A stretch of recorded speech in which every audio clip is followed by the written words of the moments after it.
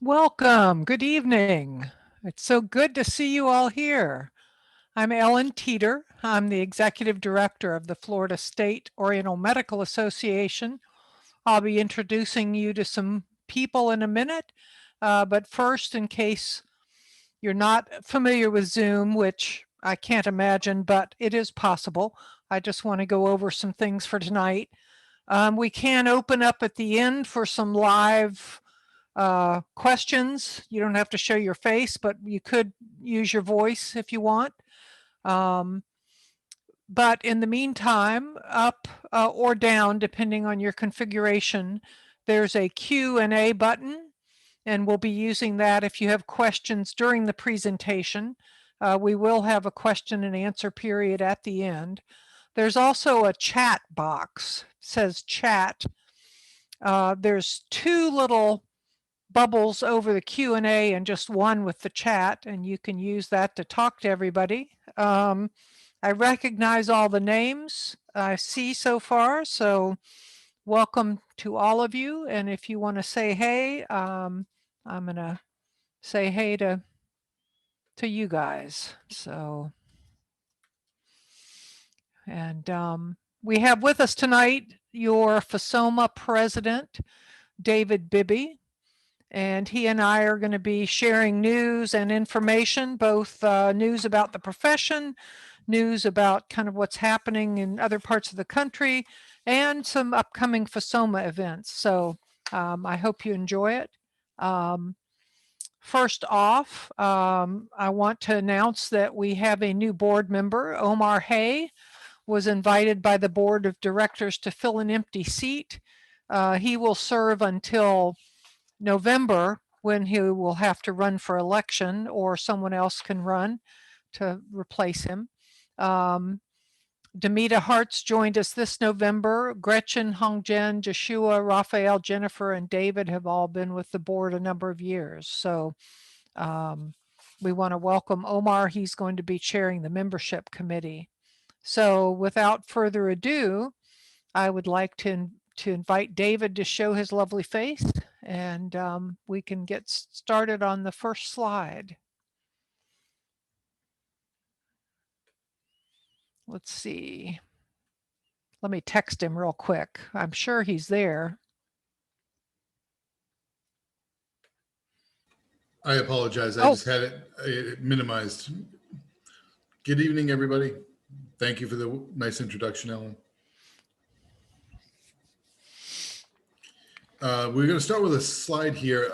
The association gets asked from time to time to provide input and advice on situations that of an ethical nature. So we sought an opinion from the Florida healthcare law firm, and they provided us with some guidance that we wanted to pass along.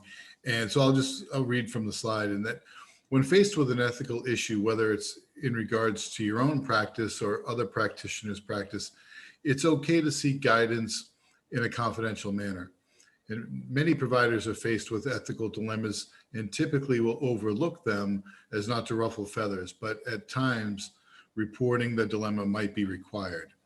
So, for example, if a provider learns that another provider is acting below the acceptable standard of care, in other words, you hear that somebody's doing something that doesn't sound right in their office, before you make any decision about what to do, like filing a complaint with the department, first determine if you have firsthand knowledge of the alleged facts.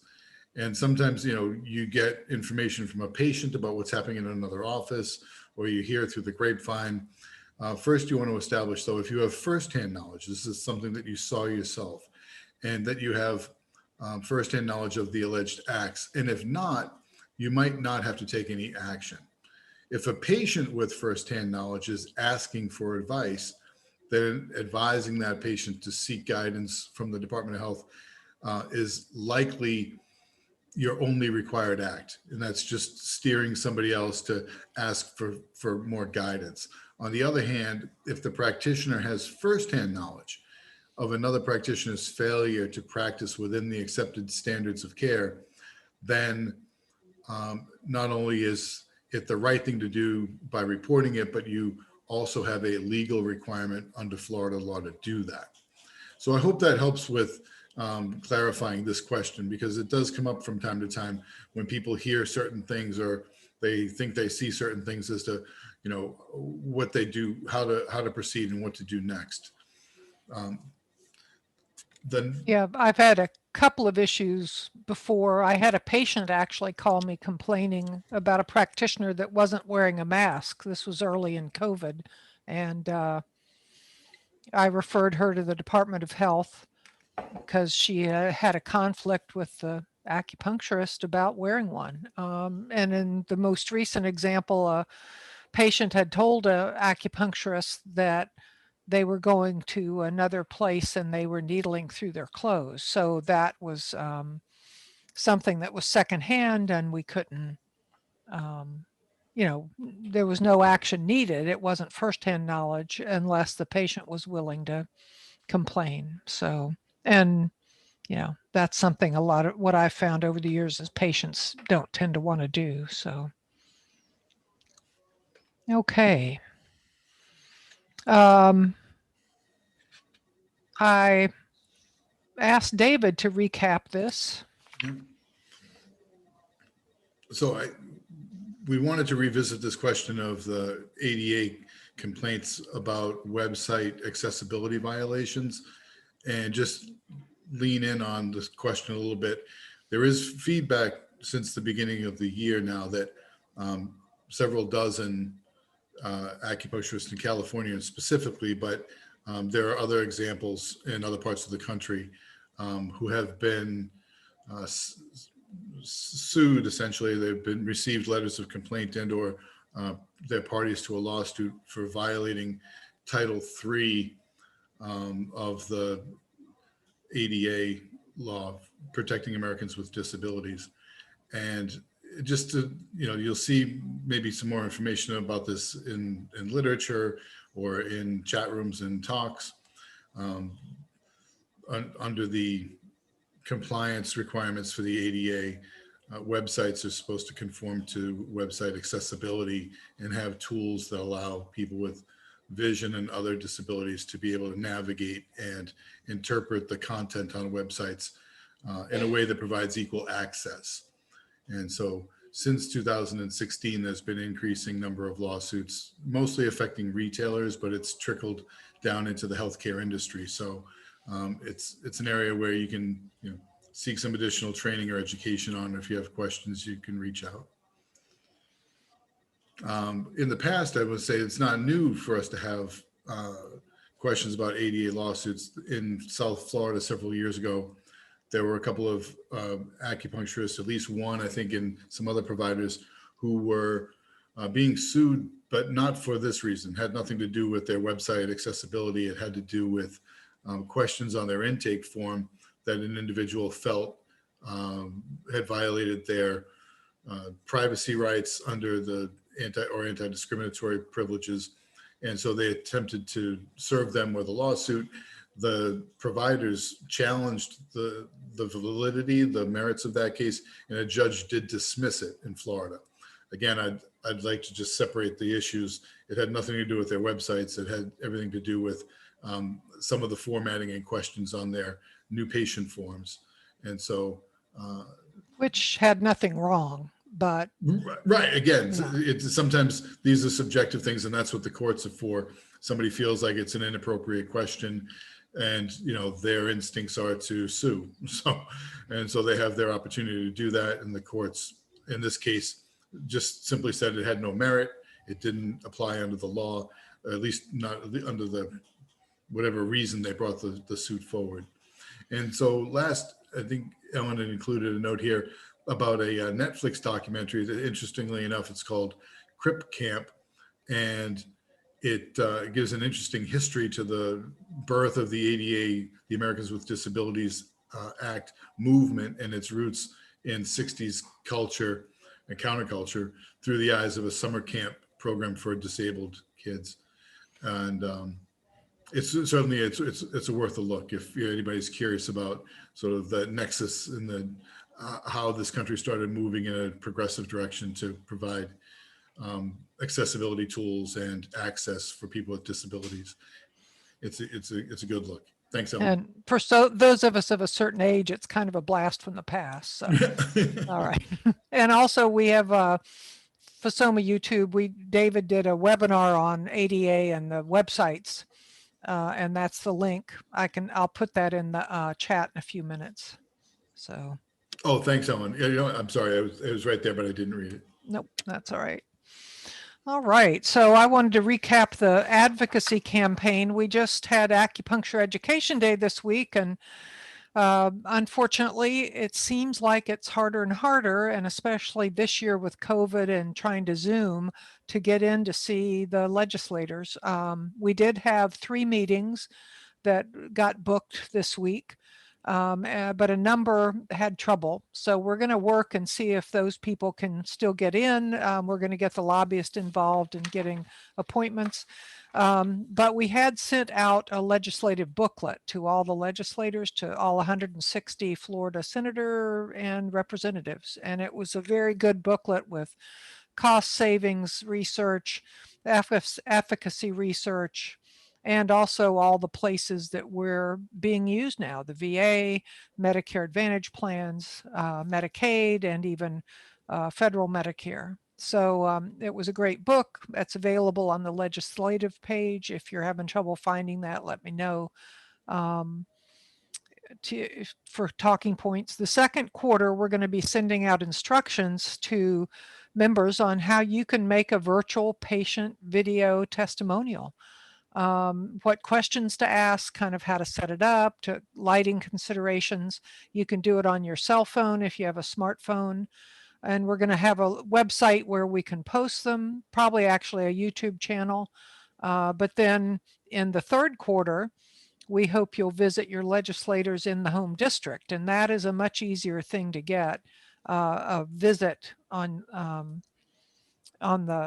during summer. And we have the talking points. Basically, it's just about getting to know them a little bit, educating them about who we are, our training. Most of them don't know that, we're master's levels at least, if not DAOM now. It's been surprising with the PIP battle 5 years ago, how little they knew about our training and what we did. And so that's been added in every year to our talking points in AccuEd Day. But it's also good to make a personal connection. So we're going to be encouraging that this summer. It's easy. They're fairly close. The senator may be a little drive, but the representative's usually very close in your hometown. And the fourth quarter, we'll be designing an email campaign aimed at the next legislative session. So look for some more coming out on that.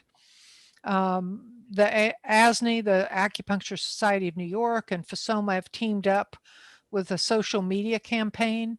So start using these hashtags. If you're promoting your business, just put one of these hashtags in. Acupuncture is essential.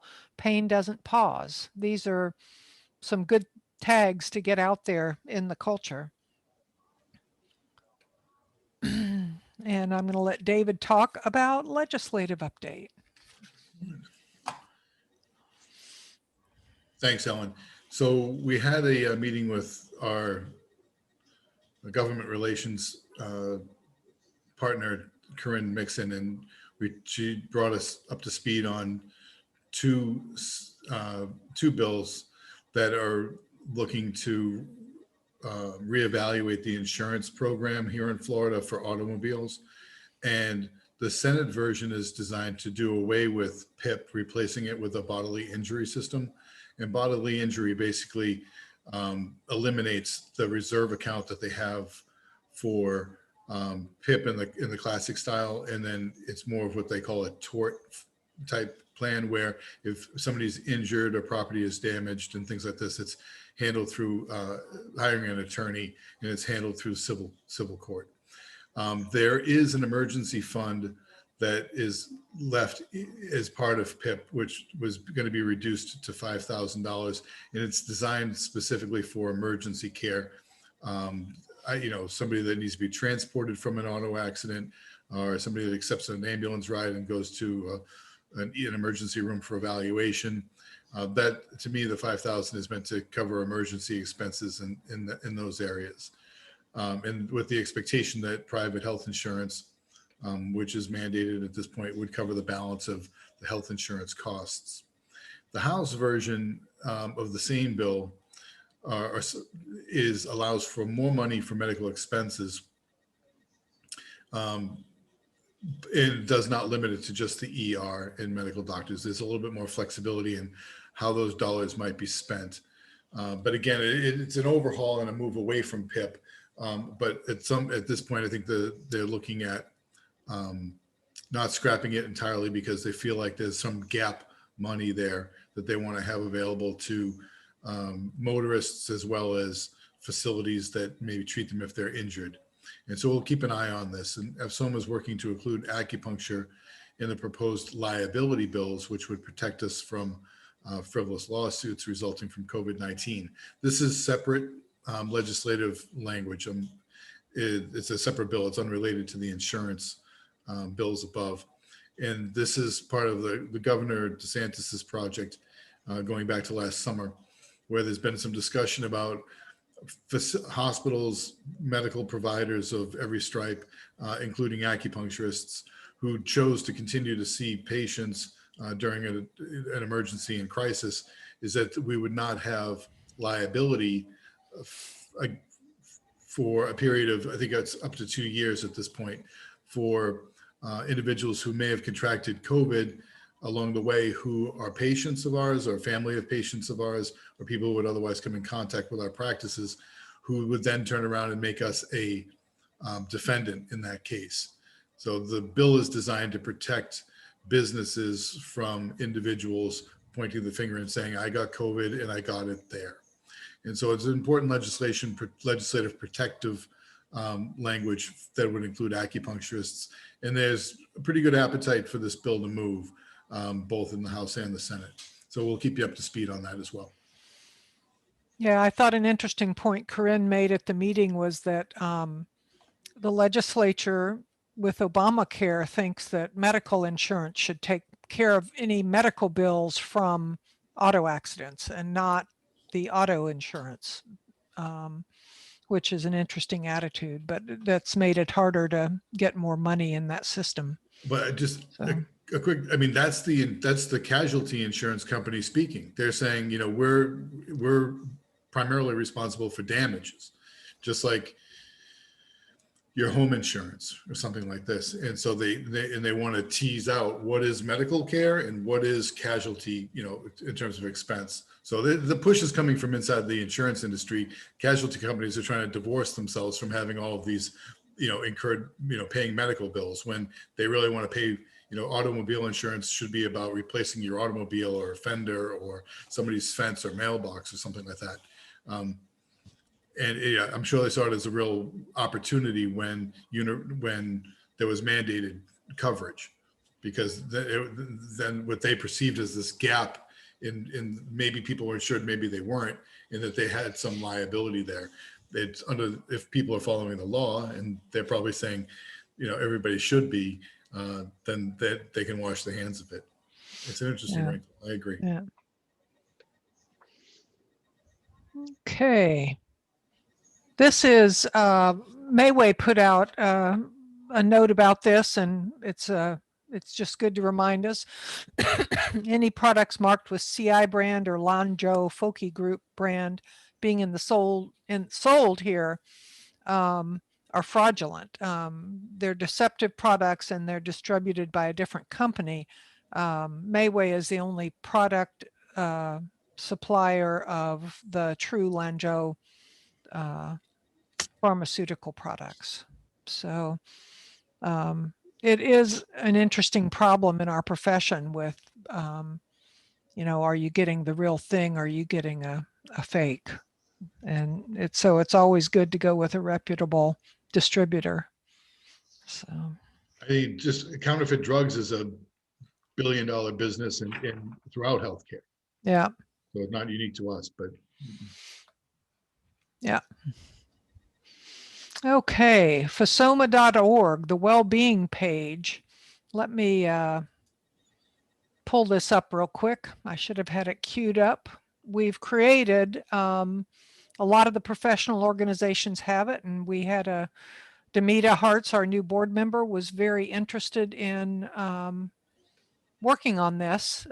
She's a practitioner that deals with a lot of stress. She's also a clinical social worker. And so our well-being page is found on our member benefits, the member landing page, and you go down to the well-being page link. And let me find it. We are revamping the website. I didn't put that in the news, but we will be coming up with hopefully a little easier to navigate. And actually just typing in FSOMA.org well-being should bring us to this page. And let me share this now. And what we've got here is some classes on the science of well-being, so you can learn more about it, maybe promote it to your patient, psychological first aid, supporting yourself and others, some meditation resources, which is always good, certification training for compassion fatigue, which a lot of us can get when you've got a lot of patients pulling on you, techniques for mindful resilience, addiction support, and this professionals resource network, if you know a practitioner that is in trouble, they could lose their license for being addicted. And the best thing they could do is get involved with this resource network before they get in trouble, get themselves help so that they don't get in trouble. And if they're working with these folks, it's a much better situation if they are having trouble with their license. And we have had practitioners lose their license or have it suspended for substance abuse and some other abuses. We also have pages to all sorts of Gamblers Anonymous, Alcoholics Anonymous, narcotics, sex addicts, suicide prevention, veteran crisis line, and even a text line. So we'll be adding to this as it goes along. And just wanted to make sure you knew that was there. Again, FSOMA.org well-being. And hopefully I promoted well-being with this slide because it's, I thought, a nice image. So a little more news about FSOMA, and I forgot a slide for this, David. Do you want to talk about the PAC? Yeah, that sounds good. So Okay. this year, FSOMA formed a political action committee. And we did this for a couple of reasons. The name of the PAC is Florida Health Alliance. And this is money that's collected from the membership or from our business partners or any other contributor, including the public, that wants to support legislative efforts. One of the challenges for us as a 501c6 is when we do direct what they call campaigning, or when you're supporting a campaign directly or with by making donations to an individual candidate, those monies have to be declared as part of our overall expense and budget for the year. And by percentage, it reduces the amount that our members can take as a direct business tax expense and tax deduction. So if your professional membership dues is $285, ideally would like you to be able to take 100% of that, all $285 of it, as a business expense. But because we haven't historically had a PAC, that was reduced by 15, 20, or 25% every year because we were using portions of proceeds that were brought into the association for electioneering, is the technical word for it, is when you give money directly to for the purposes of supporting the election of a individual candidate. So by creating a PAC, we create a separate corporate vehicle and banking account where money that's taken into that money that's provided for legislative support, it moves directly into the PAC, bypassing FSOMA's handling of that money. And so that frees up the membership to take 100% tax deduction on their business expense related to membership in support of FSOMA. It also gives us a little bit of a separate tool where we can partner with other professions. We can do some advertising around initiatives that we think are important, that legislators are prioritizing and making part of their platform, that the Florida Health Alliance can act as a supporting role, as a supporting entity to help see that these people either get reelected or they're newly elected to office.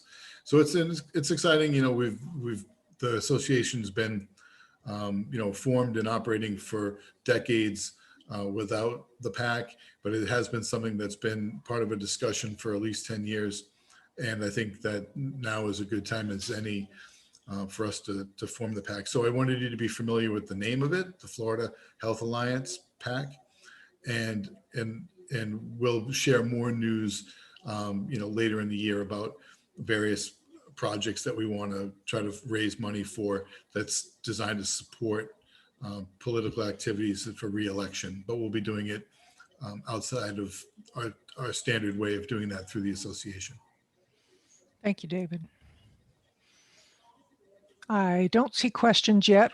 I hope we have some at the end if we need to.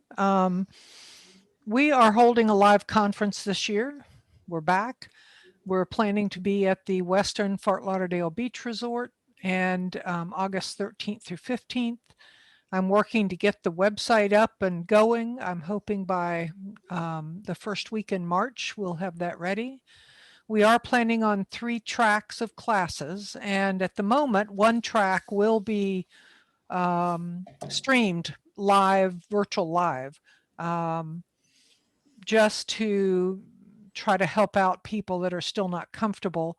We're reducing a little bit the number of booths, and so we will be allowing, depending on the situation, for a little more distancing, and if need be, we'll have guidance to keep people going through the hall. I've been looking at how different people are doing that, but the hotels are doing a good job of kind of keeping everything clean and sterilized. And I know we heard at the virtual conference 2020 that people loved it, but they just really wanted to get back to the live event. So woohoo, 2021 FSOMACon. Wanted to run through a couple more things that are coming up. Galena Rufner has offered, she pays FSOMA percentage for any Florida AP that takes her classes. So she is supporting FSOMA while she's teaching classes. So we're advertising her class coming up, Modern Pulse Diagnosis using a mobile ECG. She has a way of evaluating the electrocardiogram according to TCM principles, and liver chi, spleen chi, heart chi, of course. And it would be a great class for expanding telemedicine possibilities. It's also just a pretty interesting. I got her book and have gone through it, and I'm looking forward to taking her class. We thought we had a date set for a battlefield acupuncture class. This is going to be for pre and post surgery. It will be an accreditation by the American College of General Medical Education, which means taking it would give you a step up or something for your resume if you're trying to get into the hospitals or more of a medical center. But also the battlefield acupuncture and some of the other modalities that these guys use are excellent for pain, for sending people home after a treatment. They have been working with veterans for 20 or 30 years and have developed some cheap, fast, effective treatments using German auricular acupuncture and some homeopathy pellets. So it's some pretty interesting work they're doing, and they use a VAS pulse analysis, which is used in Europe a lot more than here. So look for some more coming on that. Saturday, June 5th, we have Understanding and Treating the Aging Face with Shelley Goldstein. And Love Your Practice will have a day of building better business in July. So look for those coming up and more coming out about that. And let's see. I had David going to talk about this, but I don't think I prepped you enough, David. So I'll talk a little about it. Thank you. We're stronger together. I firmly believe that. It's been my philosophy as long as I've been an adult, pretty much, that everybody has something to add that can make us better. All voices, even the angry ones, if you can get behind the anger into the issue, you can really come up with a way to make your decisions work better for everybody. So we're stronger together. So the more acupuncturists we could get in FSOMA giving input, the better. So I encourage you, if you have friends, colleagues that aren't members, and encourage them to join. We have monthly and quarterly that are much easier to budget memberships. We have 2-year memberships where you can save a good percentage by paying for 2 years. You could encourage your patients to join as a general member, and they'd be getting some emails about what's going on and also supporting the profession. We have a Facebook page for FSOMA members, so I hope you'll join that. We have had some live events on there that just Facebook, FSOMA Facebook members could participate in, and they've been great. So we're trying to build the social community as well. So if you have questions or have somebody you think would be interested in joining and want me to talk to them, let me know. I'm happy to talk to anybody about it. So if you search on Facebook for FSOMA members, you can find the group and then just click on the join us. So, all right. Thank you, Ellen. Thank Do we you. have any questions this evening? Let's see what's going on. I don't see anybody. Let me see if I can. I don't know if I can. I'm going to just allow everybody to talk. You don't have to show your faces. And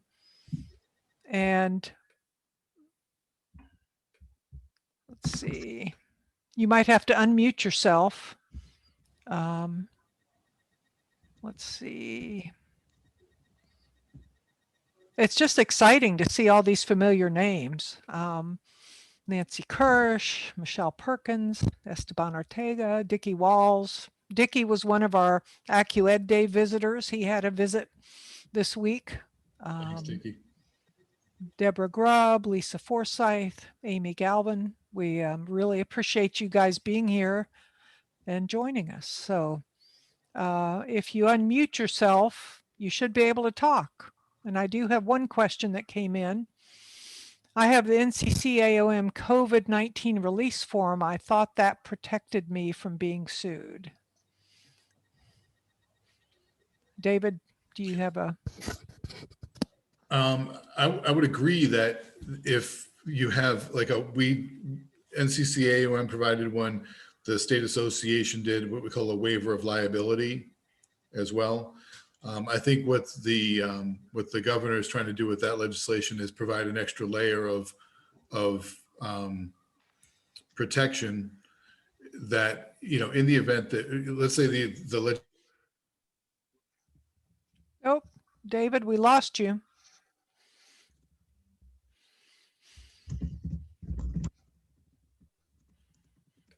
I think he was going to talk a little about just it's more protection for us.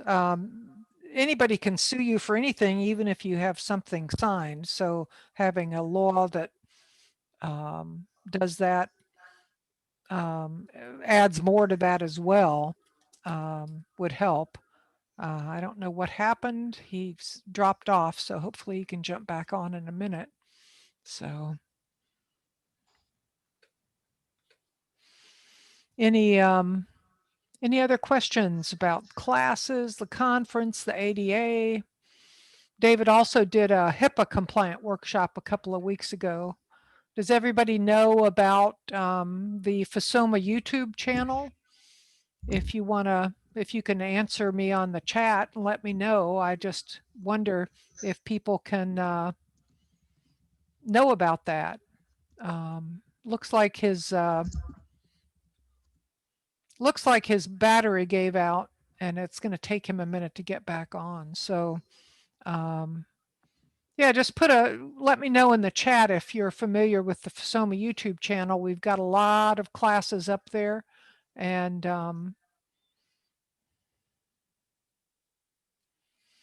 Amy asked about there's a chiropractor advertising acupuncture, not dry and needling, after 100-hour course. I'm sorry, that is legitimate. Unfortunately, it's been 20 years. They won the right to be certified in acupuncture. They cannot call themselves licensed acupuncturists, but it's, they have like 8 lawyers, 3 lobbyists. They used to have a ton of chiropractors in the up in Tallahassee as legislators. I don't think they're quite as many now, but they've been a powerful force for a while, and that is something they got through quite a few years ago. I think we need to keep telling what our training is and what sets us apart, and why we have so much better training than the PTs or the chiropractors or anybody. So I don't see, is there another question? Just a thank you. Thank you. You're welcome. All right. Well, if there's nothing else, I enjoyed seeing y'all's names, enjoyed being here and talking to you. And we're going to try to do this once a month if we have, breaking news to share.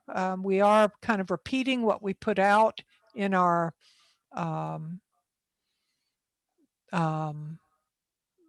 e-news, but if you're like me, you're not reading a lot of the emails like you used to. The one track of the FSOMA convention will be available via Zoom. It will probably not be laws and rules. It will be some more nationally known teachers, but that's a question I just saw. So we're just doing one track, not, you won't have all the choices via Zoom of being there live, just one track. It's very expensive to do them hybrid. So, all right. Well, thank you very much. And this recording will be available. If you want to share it with people, I'll probably be putting it up on YouTube tomorrow under the news feed. So thank you guys. Take care. Well, Oh, take care. all right. Ciao. Bye-bye, you. Nancy. Thank you. Bye-bye. Thank you for all you do. Oh, sure.